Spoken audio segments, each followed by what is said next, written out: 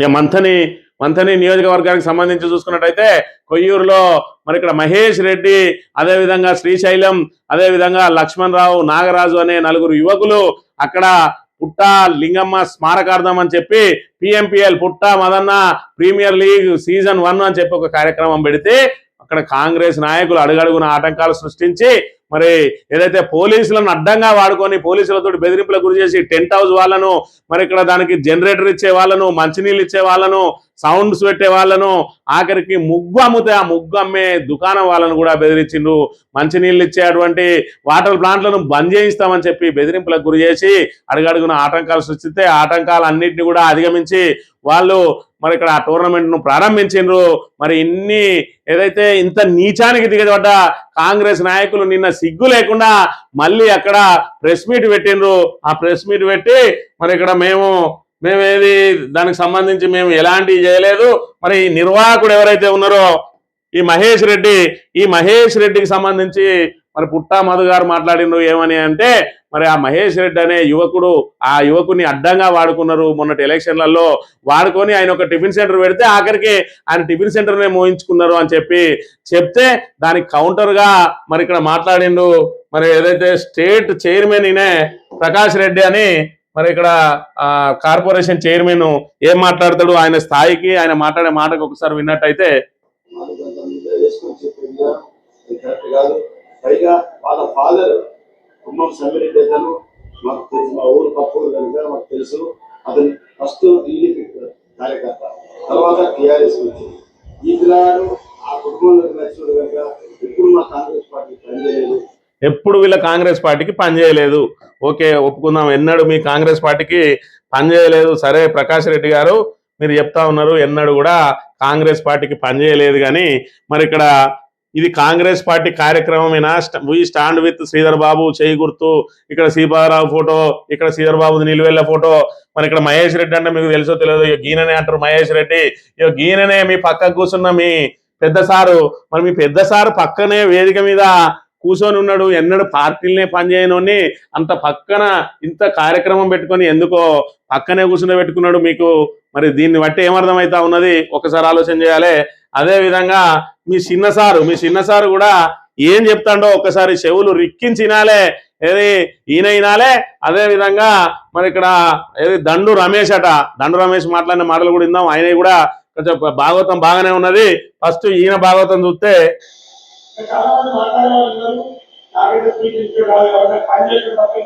పనిచేసుడు తప్ప ఈయనకు స్పీచ్లు ఇచ్చుడు రాదు. ఏం పని చేసిండో మరి ఈయనకి ఏం పదవి ఉన్నదో ఏం చేసిండో ఇప్పుడైతే మరి ఇక్కడ మంత్రిలోనే కనబడతలేడు. ఆయన చెప్పిండు నేను మంత్రిగా బిజీగా ఉంటా, ఎందుకంటే నేను మరి ఇక్కడ ముఖ్యమంత్రి తర్వాత ముఖ్యమంత్రి కాబట్టి నా తమ్ముడు అన్ని పనులు చక్క పెడతాడన్నాడు. అక్కడ 2-3 ఆఫీసులు తెరిచి అక్కడ చక్క పెడతాడట పనులన్నీ.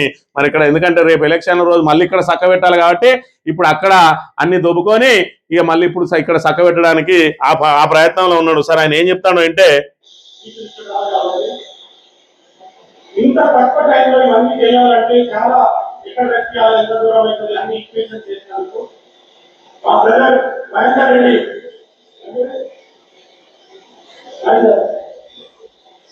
నాకు ఫోన్ చేస్తే నేను ఊళ్ళో చూస్తున్నా ఏం చెప్తూ చేయాలని చేశాడు.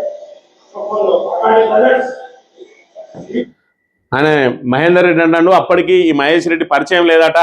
మరి ఆ మహేష్ రెడ్డి అనే పిల్లగానికి అక్కడ హైదరాబాద్ లో యూత్ క్యాండిడేట్ ఏదైతే ఆ మంతని నియోజకవర్గానికి సంబంధించిన యూత్ అంతా ఆయనకు అటాచ్మెంట్ లో ఉంటారు అని చెప్తే ఆయన పేరు తెలియదు, ఆయన ఊరు తెలియదు, కానీ ఆయన నెంబర్ తీసుకొని బ్రదర్ మహేష్ రెడ్డి మరి ఇక్కడ నీకు యూత్ ఫాలోయింగ్ బాగుంటుందట, వాళ్ళందరితోటి ఒక చిన్న సమావేశం పెట్టు అని చెప్పి మొన్నటి ఎలక్షన్లకు ముందు మరి ఇక్కడ ఆయనకే స్వయంగా ఫోన్ చేసి ఆయననే ఈ ఎలక్షన్లకు వాడుకొని మరి ఆయన మీటింగ్ పెడితే సుమారు 250 మందిని ఒక ఫోన్ కాల్ తోటి వాళ్ళందరినీ గ్యాదర్ చేసి ఒక ఫంక్షన్ హాల్లో మరి సమావేశం పెడితే అక్కడికి వచ్చి మరి ఆయన మాట్లాడిండు, వాళ్ళందరితోటి మాట్లాడిండు. ఆ తర్వాత శ్రీధర్ బాబు తోటి కూడా కార్యక్రమం పెట్టి మరి అక్కడ కూడా వీళ్ళందరినీ పరిచయ కార్యక్రమం చేసి మొన్నటి ఎలక్షన్లల్లో మరి బస్సులు పెట్టి వాళ్ళందరినీ తీసుకొచ్చే బాధ్యత కూడా ఆయనకే అప్పచెప్తే మరి ఇక్కడ ఈయన ఏమంటాడు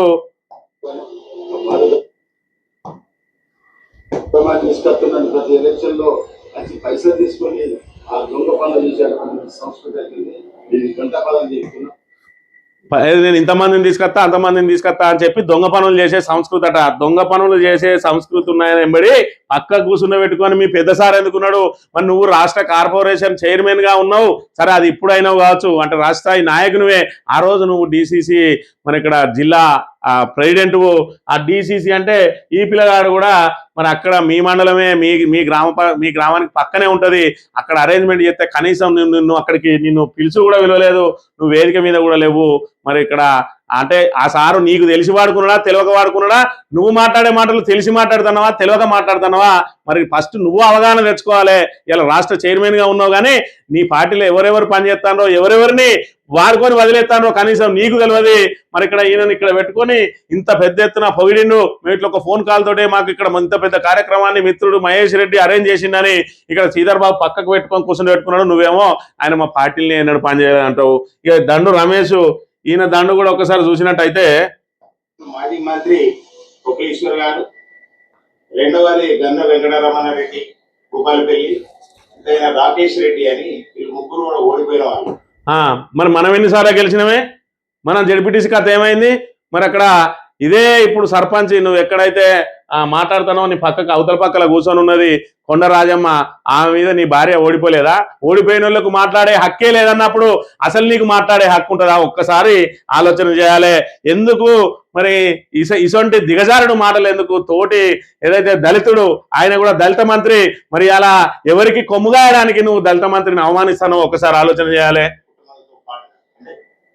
మంత్రి నియోజకవర్గమైనటువంటి మలహార్ మండలికి వచ్చి అక్కడ జరిగే సందర్భం ఏంటంటే క్రీడాకారులకు ఇవ్వాల్సినటువంటి బహుమతుల డిస్ట్రిబ్యూషన్ కోసం వచ్చిన సందర్భంలో అది పక్కన పెట్టి యువకులు మత్తు పానీయాల అలవాటు కావద్దు, యువకులు కుటుంబ రాగవద్దు, యువకులు గాంజా సేవించొద్దు, యువకులు చట్టాన్ని చేతిలోకి తీసుకోవద్దు, సత్ప్రవర్తన కలిగి ఉండాలి, మంచిగా ప్రిపేర్ అయ్యి ఏదైనా కాంపిటేటివ్ ఎగ్జామ్స్ ప్రిపేర్ అయ్యి ఎగ్జామ్స్ రాసి ఉద్యోగాలు సంపాదించుకోవాలి, మీరు శారీరక దారిద్ర్యాన్ని పెంచుకోవాలి, ఎక్సర్సైజ్ చేయాలి, వాకింగ్ చేయాలని చెప్పాల్సినటువంటి వేదికను ఒక రాజకీయ వేదికగా మార్చారు.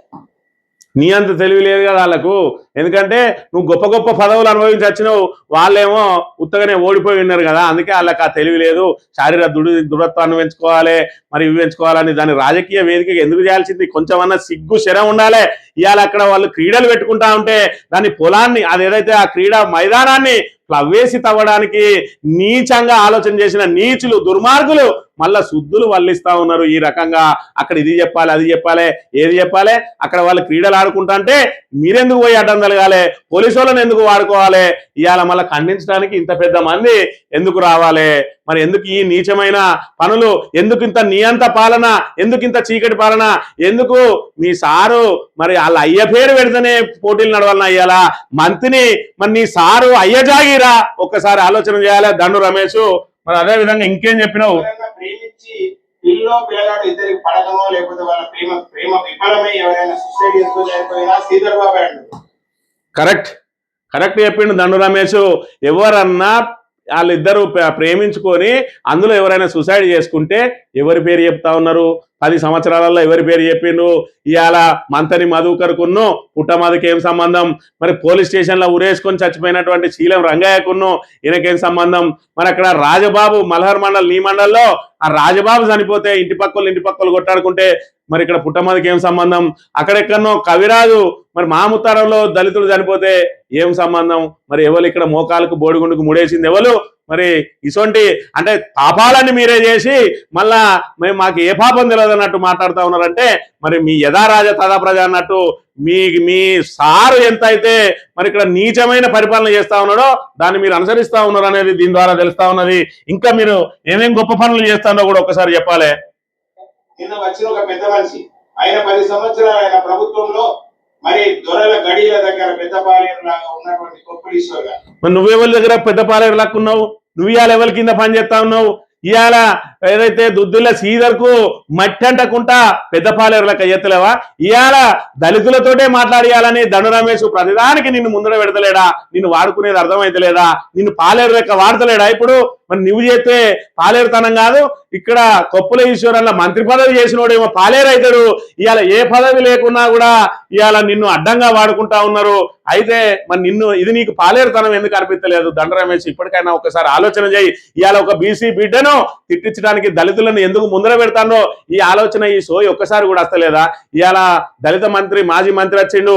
ఇలా బీసీ మరి ఇక్కడ ఏదైతే బీసీ నాయకుడు ఇక్కడ ఉన్నాడు, అలాంటి వాళ్ళకు ప్రోత్సాహం చేయకుండా మంచిదే. కానీ మరి ఇక్కడ దళిత బహుజనులందరినీ బహుజనులతోటే కోస్తా ఉన్నాడు మీ బాపనయ్య.